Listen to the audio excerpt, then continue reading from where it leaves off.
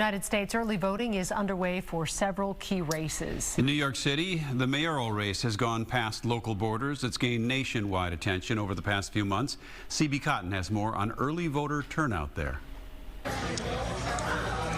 Early voting is underway across parts of the nation, and in one of the most closely watched elections this year, roughly 80,000 ballots were cast on the first day of early voting in New York City Saturday. And it's been so exciting to meet so many New Yorkers who've already done so, casting their vote for the only campaign that actually has a vision for the future of what the city could be. New Yorkers are choosing between Democrat Zohran Mamdani, Republican Curtis Sliwa, and former New York Governor Andrew Cuomo, who's running as an independent. Current Mayor Eric Adams is also on the ballot, but dropped out of the election in September. It's a race that has garnered nationwide attention, with even President Donald Trump commenting on the candidates, calling specifically Mamdani a, quote, radical and, quote, communist. The idealism of Mamdani spoke to my heart directly.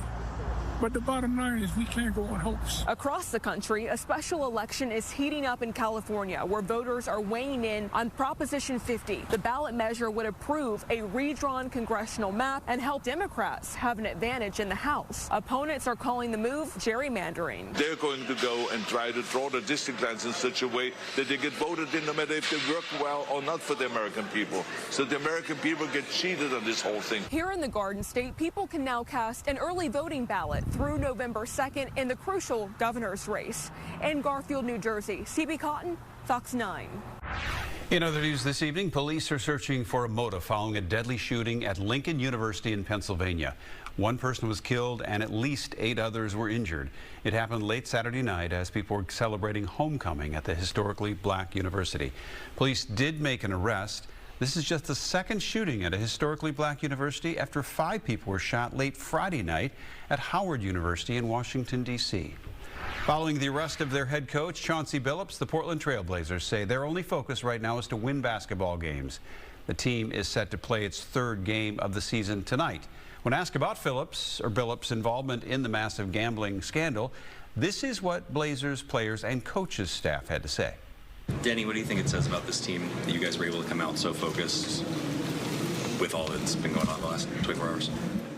That we're determined, we're focused, we have a job, and we're coming to do it. I know a lot of stuff is going, it can be personal stuff, whatever happened, yesterday. But in the end of the day, when you step on that court, you got to do your best and give 100% and do your job. I'm super proud of them, going through all this stuff and go there and perform. In that end of the day, they are the guys that are running and shooting the ball, not us. So I'm impressed. Billups is just one of many high-profile NBA figures who have been charged in a massive illegal betting scandal. The defendants are accused of using confidential information about NBA athletes and teams to manipulate game outcomes. The FBI also claims they allegedly ran and rigged illegal poker games backed by mafia families. President Trump is in Asia this weekend to speak with leaders at the Association of Southeast Asian Nations Summit. He has reached a new deal with Malaysia for critical minerals while there as well. The agreement will help both countries find and process and use these minerals. During his visit, President Trump also helped broker a peace agreement between Cambodia and Thailand. Both countries have been involved in a border war. Well, while Trump is in Asia, Secretary of State Marco Rubio is in Israel to speak with families of hostages who died.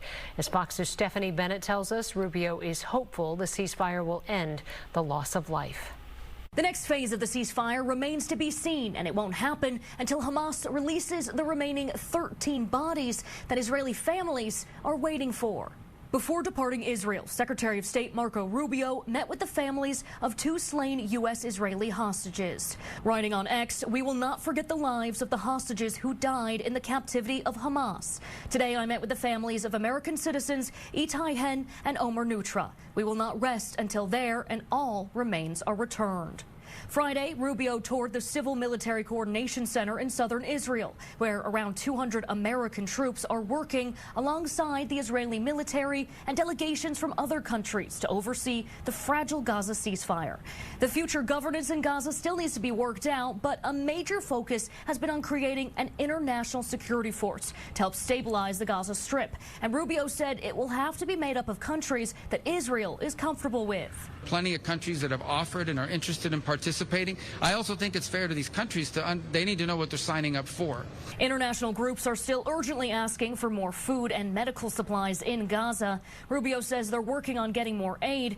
Things will take time, but overall, Rubio says they feel good about the progress that's being made. We're all committed to making this plan work. There is no plan B. This is the best plan. It's the only plan. It's one that we think can succeed. It's one that we believe it's on the way to success. During a refueling stop in Qatar on Saturday, President Donald Trump said that efforts to stabilize Gaza were advancing and that Qatar would be willing to contribute peacekeeping troops if needed. In London, Stephanie Bennett, Fox News.